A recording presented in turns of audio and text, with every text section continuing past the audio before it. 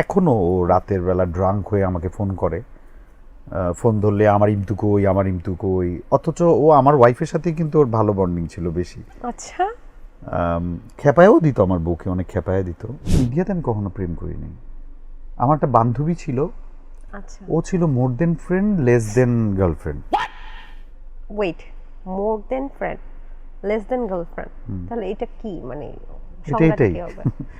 এটাই নামে কি আসে যায়।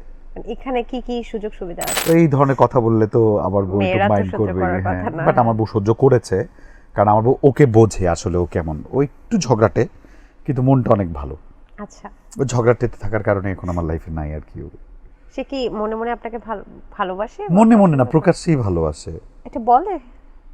কেন বলবে না, মানে আমি তো বলেছি মোর than friend less than girlfriend, তার মানে তো আমাদের আপনি ভালোবাসেন? আই লাভ ইউ চলতো। স্টিল আই লাভ হার, ওকে আমি এখনো মিস করি। আচ্ছা, নো অফেন্স, ডেফিনেটলি আমি আমার সকল বউ এক্সকেও বাসায় মিস করি। ঢুকতে দেবে আপনাকে? আমার দুজনের চাবি আছে আলাদা আলাদা, সমস্যা নেই।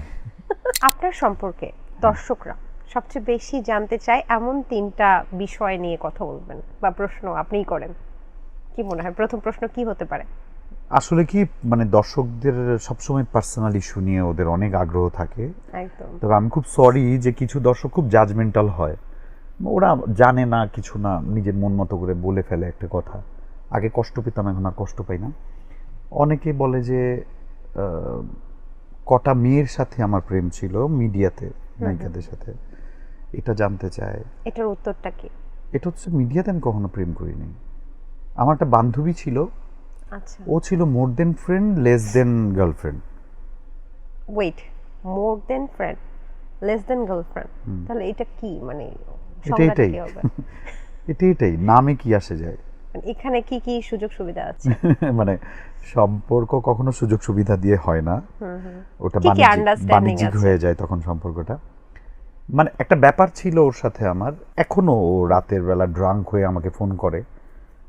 ফোন ধরলে আমার ইমতু কই, আমার ইমতু কই, অথচ ও আমার ওয়াইফের সাথে কিন্তু ওর ভালো বন্ডিং ছিল বেশি। আচ্ছা, খেপায়ও দিত, আমার বউকে অনেক খেপায় দিত। লাইক আমাদের ম্যারেজ ডে, আমরা পার্টিতে, মানে বাইরে পার্টি করবো যাচ্ছি, ও এসে, ভাবি কি পরছো এটা, এই যে দেখো ইমতুর সাথে আমার কি মিল, আমরা প্ল্যান ছাড়াই কাপড় পরছি কিন্তু আমাদের কাপড় মিলে গেছে, তুমি কি বউ হইলা। তো এই ধরনের কথা বললে তো আবার বউ একটু মেয়েরা তো মাইন্ড সহ্য করবে। করার হ্যাঁ, কথা না। বাট আমার বউ সহ্য করেছে, কারণ আমার বউ ওকে বোঝে আসলে ও কেমন। ও একটু ঝগড়াটে, কিন্তু মনটা অনেক ভালো। আচ্ছা, ও ঝগড়াটেতে থাকার কারণে এখন আমার লাইফে নাই আর কি। সে কি মনে মনে আপনাকে ভালোবাসে? মনে মনে না, প্রকাশ্যেই ভালোবাসে। এটা বলে? কেন বলবে না, মানে আমি তো বলেছি মোর than friend less than girlfriend, তার মানে তো আমাদের আপনি ভালোবাসেন? আই লাভ ইউ চলতো। স্টিল আই লাভ হার, ওকে আমি এখনো মিস করি। আচ্ছা, নো অফেন্স, ডেফিনেটলি আমি আমার সকল বউ এক্সকেও বাসায় মিস করি। ঢুকতে দেবে আপনাকে? আমার দুজনের চাবি আছে আলাদা আলাদা, সমস্যা নেই। সেটা না আছে, তাহলে এই সম্পর্কের মানে ইয়েটা কি হবে? মানে সে কি বিবাহিত নাকি অবিবাহিত? ও রিসেন্ট বিয়ে করেছে। তাহলে এটা কি কখনো পরিণতি হবে না? এই সম্পর্কটার পরিণতি কি তাহলে? ওই সম্পর্কের পরিণতি নাই তো, মানে ওই সম্পর্কটা তো সুইট, মানে তোমার তো দোয়া করা উচিত এরকম সম্পর্ক ঘরে ঘরে থাকুক। এটা তো পরকীয়া হয়ে যাবে। না না, প্রেম না তো আমাদের, আচ্ছা, তুমি তো বোঝো না। ভালো লাগা, এটা ভালোবাসা।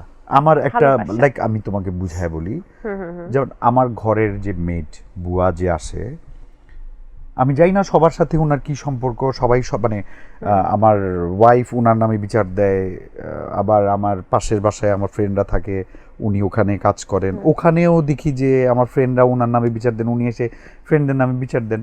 কিন্তু আমার সাথে সম্পর্কটা একেবারেই আলাদা। উনি দরজাটা খুলে যখন আমাকে দেখে, একটা মানে ভুবন ভুলানো একটা হাসি দিবে, এবং ওনার টোনটা বাচ্চাদের মতো হয়ে যায়, জানো জানো মানে ধরো আমার বউ বলতেছে, খালা কেমন আছেন, জি ভালো আছি, আপনি কেমন আছেন, কিন্তু আমি যখন বলি খালা কেমন আছেন, জি ভালো, আপনি কেমন আছেন, এই আল্লাহটার সম্পর্কটা আমি সবার সাথে করি।